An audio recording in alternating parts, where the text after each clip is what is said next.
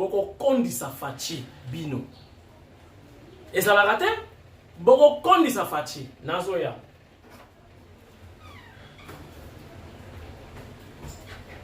Nalobi bino boko kondisa faci. Et ça l'a raté? Comment président a koki kope mate? Mokonza mboka a koki kope mate. Mokonza mboka uti na mwanda. Koya aye na misa. Pour célébrer 5 ans de disparition, jour pour jour, il y a Etienne Tshisekedi wa Mulumba le Sphinx. Mokonza mboka pe mate ake na mausolée.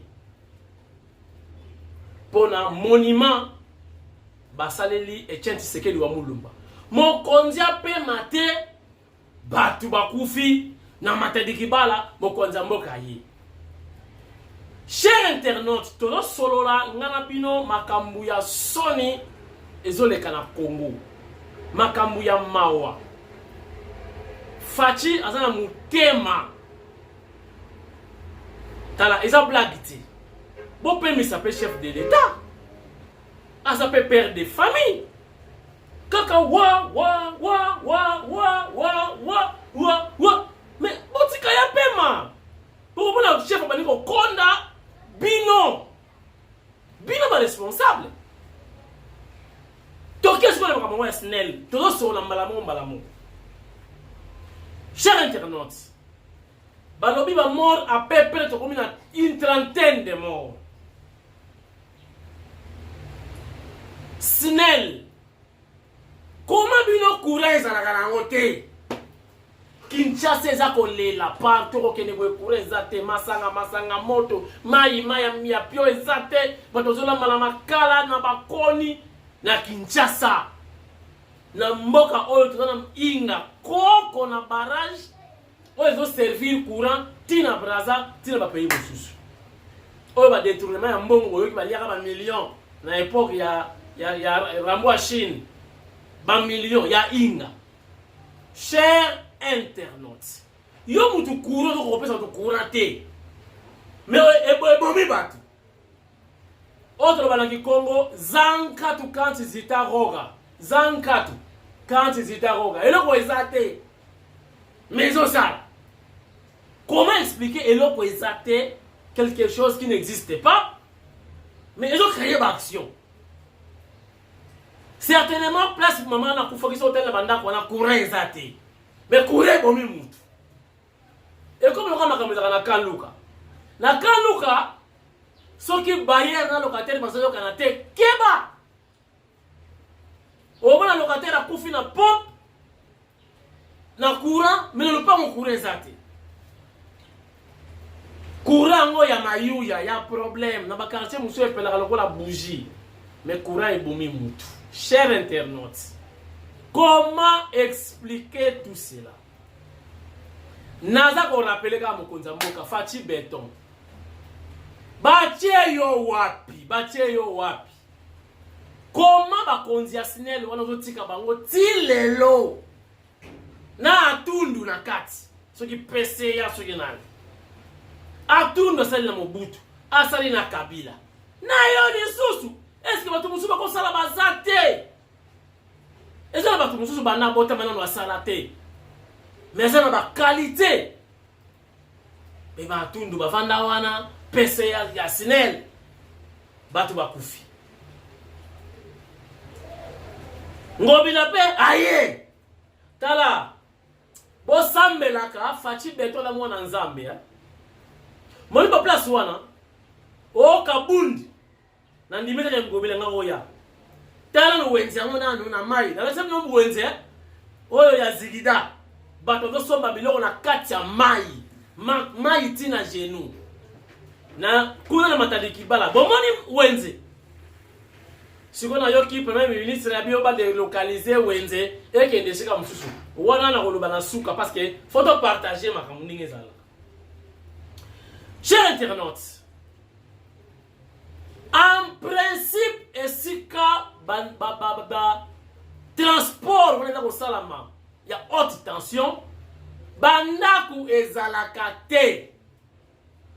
presque je crois 6 mètres na boye 6 mètres na boye banda ko zala te faut botika le la boulevard botika espace wana pour le transport il y a énergie électrique haute tension mais congolais ayoka te congolais asombaka côté ba érosion congolais asombaka na cimetière congolais asombaka na fulu ba terrain oyo na ba problème bokene na ba tribunaux tala ba dossier l'équipe ba dossier ba conflit parcellaire ba dossier ba mabele exact même bino batapoto ba benga combien de fois quand moi si lupango nanga mo na somba kina mpasa 1 ba teki ba chef coutumier bo bino lisusu na lobaki na kokota dossier ya mutu moko te tabo na kosomba ole mo benga nga na li ata commission rien bo benga nga soke yindi tindika kende bo benga nga su ba dossier wana ti bo benga nga olingo somo lupango benga na li ya commission wana na kei so au tribunal tindika landela nga dossier ba menga lupango bo benga nga ti cher internautes bisika oyo transport ya courant eleki haute tension batonga kabanda kute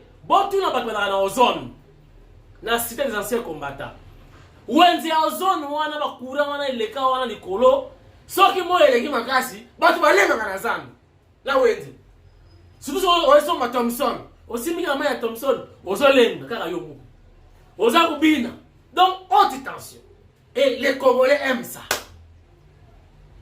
Matadi Kibala, combien de fois c'est dangereux, c'est dangereux, c'est dangereux. Par rapport à positionnement, ba poids lourd les garawana, bolongwawana, ba Congolais changement de mentalité, chef de l'État. Sunga apôtre Tshilombo Jacques. Sunga Nana Manouani na Kyumba. Son excellence Océan Fumubuku. Tozala musala makasi ya changement de mentalité. Congolais mboke beba kalafachi. Na ba boutique, bato bali nosusu ko. Donc so bali boutique, à l'intérieur, il y a rien. Bino ko sa boutique ba binisi libanda ba loso, ba tandi na balabala. Ba mama na bateka kuna. Donc tomate, donc chaussée ya moyo ya atani tomate a. C'est compliqué. Même attendez maman na bakufi wana, allez là-bas. Vous verrez que bazote kakaka. Balobi ba délocaliser Wenze. Lukuta ce n'est pas une solution. Boki na Wenze delfo. Bokomona bangoma bazote rapida donc na chaussée. Mais entrer à l'intérieur.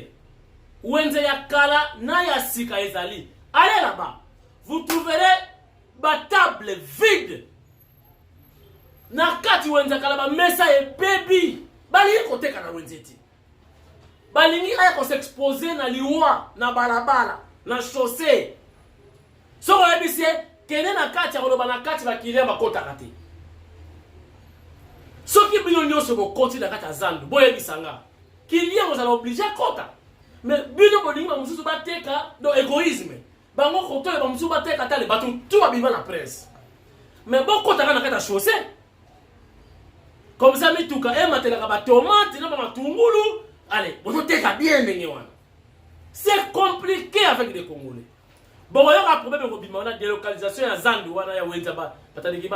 Combien de fois l'État lobby banzela oyo balekisiba haute tension bote kate l'État teki mutupe asombi atonginda. C'est compliqué.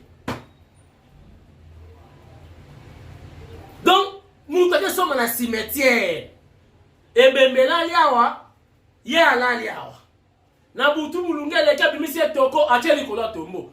Mukolo bembe ko swa mutu na likosi.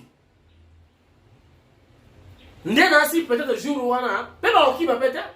Donc le retikali yamana ki grand e bembe mutu kanda kufa. Donc le ka e boko pa. Otaka be mutu azati. Non, c'est pas normal, ce n'est pas normal. C'est ça le Congo. Et puis Ngobila, oye le président au total. Est-ce que à comment on a vraiment?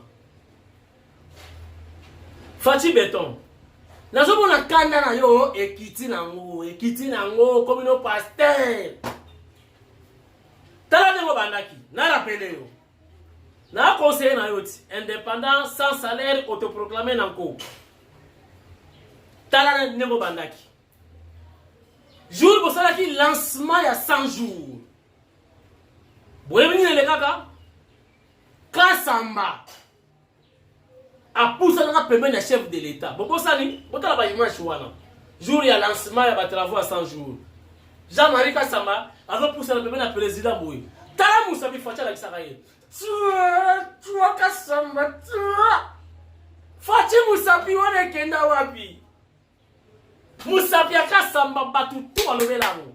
Que tala mwana Tshisekedi. Méchant. Yo Kasamba, toi Jean-Marie Béton Moussapi wana net ya Augustin Kabuya po Kabuya soka siliki soka Moussapi bani kolenga longo na yo wana po ozana bor boye cher internaute Fachi Moussapi wana kenda wa buganga ki Jean-Marie Kasamba Fachi okomi catholique plus que les catholiques Fachi Béton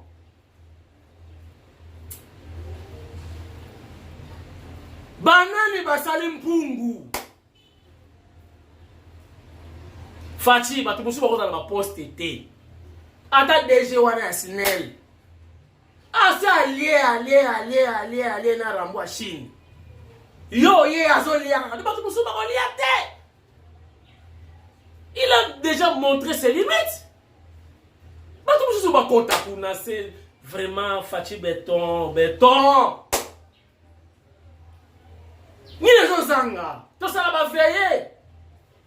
Na benga sous pasteur wana zonga to bana sous ba prière. Na futa ka mbongo, na mbongo terre futa pasteur wana chaque jour prière banda. 5 heures to bani prière, facha la mukana.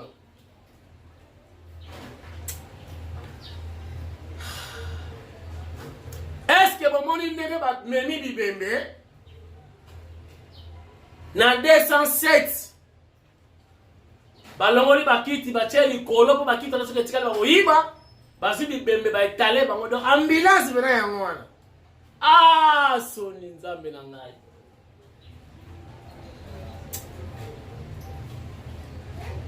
ngobila somba ta ba ambulance ville zali ya yo papa yo des premiers citoyens babis ba ambulance voulais-je dire exacté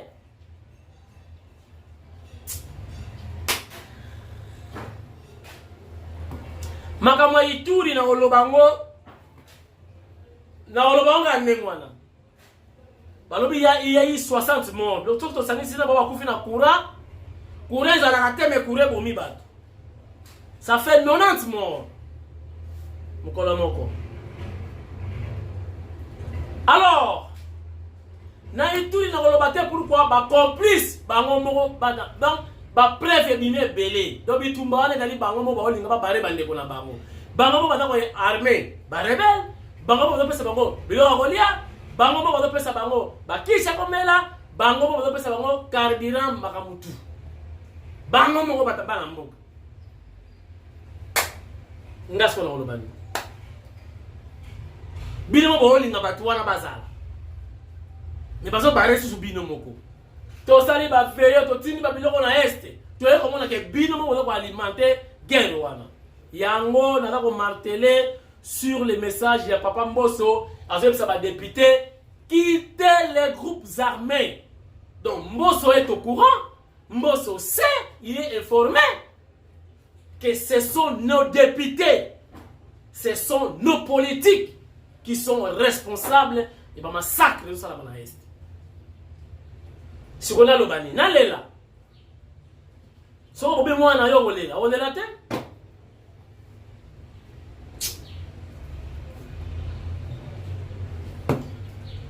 Chers internautes, ça fait 14 ans, jour pour jour, depuis Oyo Bomonaki en 2008, Monsieur Kabila, ancien président, ayambaka baarabe bango basala détour jumelle na Kinshasa oyo esalama te batandi batiaka elongi ya arabe moko boye na elongi ya Kabila très jeune na détour ya milai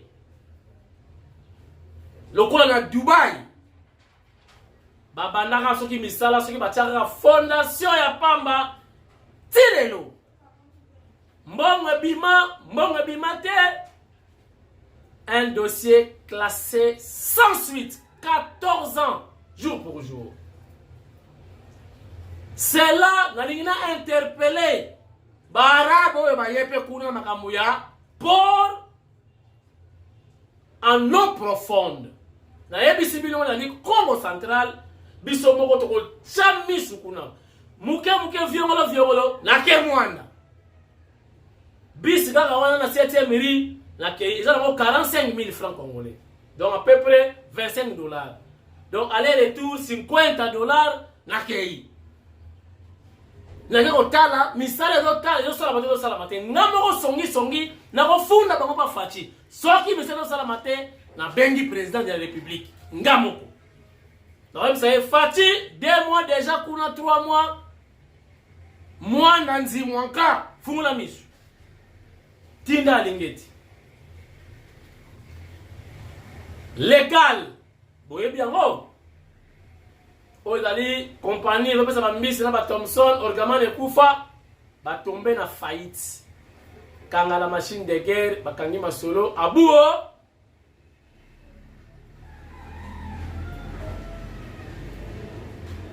ah oui tozoki na masolo ya ba victime ya Snell wana ya électrocution. Chers internautes, l'État congolais a lobby prise en charge. Il y a des blessés, il y a des koufi, il y a maboko, il y a l'État congolais. Na yoki pe kuna Abed Achour a lobby yepe, alinga zobango en charge. Mais je crois Abed Achour, comme c'est un individu, et vous allez avoir la prise en charge, il y a l'État congolais. Merci beaucoup, chers internautes. Li solo ya lelo ezali kaka wana pe nasukisi. Nakosukisa émission pour nako souhaiter bon anniversaire na Jean-Marc Kabound Akabound, ancien secrétaire général ya IDPS, récemment président AI ya IDPS oyo parti ba Monika Tamboli malamute a buki mibeko ya parti a tosité parti et décidé batiaye libanda mais ko kamwa na ngai ezali nini pour la souhaiter bon anniversaire lelo do fête anniversaire na ye mais na do kamwa ezali nini batu balingi te même la émission otanga komo ya Kabundi batu balingi te na émission opesa Kabundi mboti toza binemiti ngapela nazo pe ba audio ya batu babiki lo ba musu bazo continuer ko finga Kabundi ti lelo malgré asa longwe na ye ba parlementaires ki banani baza ko finga e kaka ba yebisi ngana pesa bango conseil ngana pesa bango conseil ti mutu lomba bali libre na ba tsoka ko poser ngai nazali journaliste ya Kabundi te nazali conseiller indépendant ya chef de l'État Fachi Beton Mfumu Wadi Tunga autrement Molobeli ya Fachi Beton. Mais journaliste, rien n'empêche te pesa Kabundi Mbote azara de konabiso soki to kabwani na ndenge ya politique mais kinde ko petikaliti. Voilà. Awa Mavungu alongwa pona IDPS ba secrétaire général tout ba longwa kaka na lumbe. Mavungu alongwa mais autre kokufa awa Fachi aye Kabuya aye. Voilà.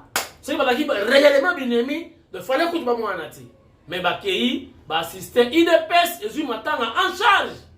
Les raisons Kabunda kufi, croyez-vous IDPS ko ba matanga ya Kabunda en charge té malgré ndenge ba longoli. Croyez-vous que Fachi Beton ko yate na matanga ya Kabundi? Mais pourquoi bolingi mutu apesa ta mbote na kabundi te? Mutu alobata koma kabundi te. C'est méchant, nous sommes des hommes, tu éviter à venir et ça ko bongisa biso nini tozala bien na mutu nyonso. Voilà. Donc botika makambo wana netikino ya kiwenge. Oya ko mona jibe na wera, bana ko solola. Bango mibale. Mais bali ko mona te déplique aso na jibi kibens. Chomole presse.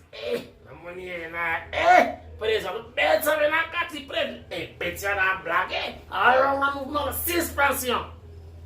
Mais on a l'idée bango mibale bake bakutani basololi. Mais bino na se boto solola te, bopesa na mbote te binemi. Ce n'est pas bien. Beaucoup de ça wenge na ide peste. Émission Sili Nana bino lobby émission Zali. Samedi émission Zali. Dimanche émission Zali. Donc 3 émissions consécutives.